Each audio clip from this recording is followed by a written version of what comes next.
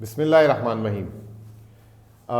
आज नए वज़ीर ख़ज़ाना हमाद अज़हर ने पहली ईसीसी की मीटिंग की और उसके बाद जो है चंद नहायत अहम फ़ैसले किए, जिसमें लाजमी सी बात है कि आज आप रात को जब टीवी सेट्स ऑन करेंगे तो उसमें जो है बड़े बड़े जो मीडिया के एंकर्स हैं और अपोजिशन के लोग हैं वो जो है फिर जिसे कहते हैं कि बहुत ज़्यादा गैर यकीनी और इल्ज़ामात की बौछार कर देंगे। पहली बात तो ये कि हमाद अज़हर लकी आदमी है, जैसे ही उन्होंने कलमदान संभाला तो आलमी मार्केट में जो है तेल की कीमतें और रुपए की कदर की इजाफे की वजह से उनको जगह मिली और उन्होंने जो है पेट्रोल की कीमतों में गिरावट का ऐलान कर दिया। 1.5 रुपये पेट्रोल और 3 रुपये डीज़ल। और उम्मीद हालांकि पिछले 3 महीने से यही की जा रही थी कि हुकूमत किसी वक्त भी जो है तेल की कीमतें बढ़ा देगी क्योंकि आलमी मार्केट में कम बढ़ी है, लेकिन नीचे आ गई और हुकूमत ने 1 मिनट नहीं लगाया और पहली तारीख को जो है तेल की कीमतें कम कर ली। बहरहाल ये हमारा टॉपिक नहीं था। टॉपिक ये था कि आज दूसरी चीज़ का ऐलान किया गया, वो ये किया गया कि इंडिया से तिजारत हुकूमत पाकिस्तान वापस खोल रही है और चीनी की और जो है कपास की जो है दरामद जब इंडिया से अलाउ कर दी है। ये दो चीज़ें हैं जो इस वक्त पाकिस्तान में वबाल जान बनी हुई है। मैं थोड़ा सा पस मंज़र में जाऊंगा क्योंकि लोग अब ये जो है कुछ सीनियर एंकर्स और कुछ सियासतदान वो मोदी का यार और कश्मीरियों की जज्बात और कश्मीर को बेच दिया करके इससे तशबीह दे रहे हैं। देखें, ये दुनिया में क्या होता है, आप सबके सामने एक बात होगी कि चाइना और अमेरिका की कितनी बड़ी लड़ाई है, एक दूसरे के दुश्मन बने हुए हैं।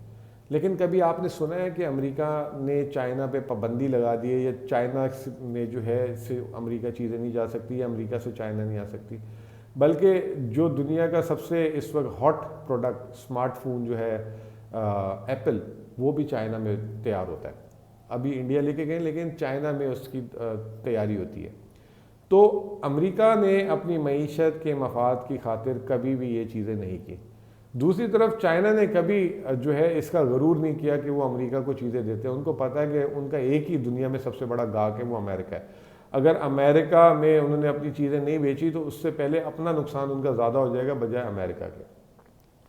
फिर आप आ जाए इंडिया और चाइना में पिछले साल कितनी लड़ाई हुई। चाइना ने उनकी ज़मीन पे कब्जा कर लिया लद्दाख में। हमने देखा कि बात बहुत आगे बढ़ गई, लेकिन दोनों ने एक दूसरे पे कोई किसी किस्म की पाबंदी नहीं लगाई कि वो जो है चीज़ें नहीं बेच सकते। तिजारत को उन्होंने अलग रखा और जो है इख्तलाफात को अलग रखा। फिर आप आ जाए चाइना और जापान। चाइना और जापान का भी बहुत ही बड़ा मसला है, एक दूसरे के जिसे कहते हैं कि सियासी हरीफ हैं वो, लेकिन जब कारोबार की बात आती है तो वो जो है उसमें इन्वॉल्व नहीं होते। अब आप आ जाएं पाकिस्तान और भारत पे वापस। देखें, जैसे पाकिस्तान है, पाकिस्तान में 4 सूबे हैं, हर सूबे की अपनी एक खसूसियत है। पंजाब में जो है मुल्क का गल्ला पैदा होता है, सूबे सरहद में जो है गैस और पेट्रोल निकलता है। अगर पंजाब जो है जो मुल्क में गंदम पैदा होती है उसके सूबे में, अगर वो सूबे सरहद और दूसरे इलाकों में ना दे तो बहरान पड़ जाएगा। इसी तरीके से अगर सूबे सरहद जो है पानी रोक ले पूरे मुल्क का, या गैस रोक ले, या पेट्रोल वहाँ से ना आने दे, तो अपना भी नुकसान करेगा, उनकी आमदनी, और दूसरी ये कि मुल्क का भी नुकसान करेगा। इसी तरीके से जोग्राफी तौर पे पाकिस्तान और इंडिया दो साथ साथ मुल्क हैं और ये एक दूसरे को कॉम्प्लीमेंट करते हैं। अगर एक जगह पे मौसम ख़राब हो जाए, कोई और वजूहात हो जाए, कोई आसमानी आफत आ जाए और कोई फसल ख़राब हो जाए तो वो दूसरे मुल्क से उस भी फ़ौरन आ जाती है और वो जो है उसका मसला हल हो जाता है।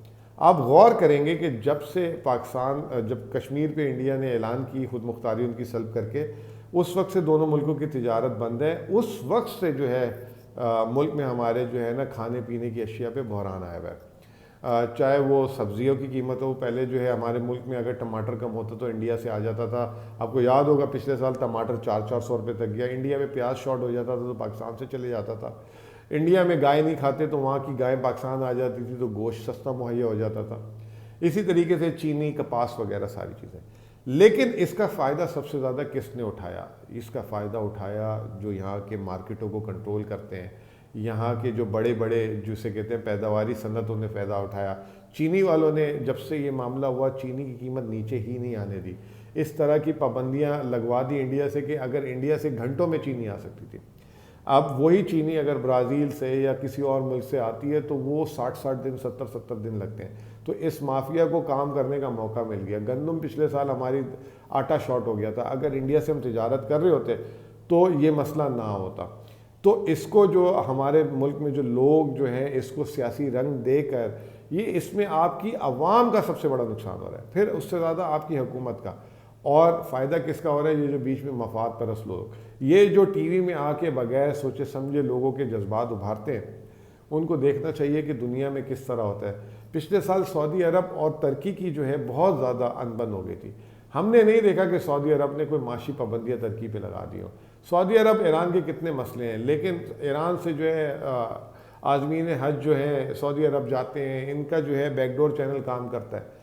हम क्यों पाकिस्तान और इंडिया में जो है इतना आगे चले जाते हैं? हमारा सियासी इख्तिलाफ अलग है, हम उसको अपनी जगह पे लड़ते रहें, एक दूसरे से बहसबाजी करते रहें, चले क्रॉस बॉर्डर फायरिंग भी करते हैं, लेकिन ये उससे ज़्यादा नुकसानदेह, ये 22 करोड़ आवाम के लिए नुकसानदेह। तो आज मैं समझता हूँ कि हालांकि पाबंदी भी इसी काबीना ने लगाई थी और इसी पाबंदी को हटाया भी आज इस काबीना ने है। इस फैसले को मैं सराहूँगा और ख़बरें अभी यही आ रही हैं कि अभी ये ऐलान नहीं हुआ और जो है सूतर जिसे कहते हैं धागा, उसकी कीमतें जो है फैसलाबाद की मार्केट में एकदम नीचे गिर गई है। अब बायर मार्केट में जो है गायब हो गया और सेलर जो है ले लेके घूम रहे कि किसी तरह बिक जाए। इसी तरह हम देखेंगे कि चीनी की कीमतें भी नीचे आ जाएंगी। अगर ये तिजारती ताल्लुकात बहाल हो जाते हैं तो इसको अना का मसला ना बनाएं, इसको मुल्क और कौम के मफाद के तनाजुर में देखना चाहिए। बहुत बहुत शुक्रिया।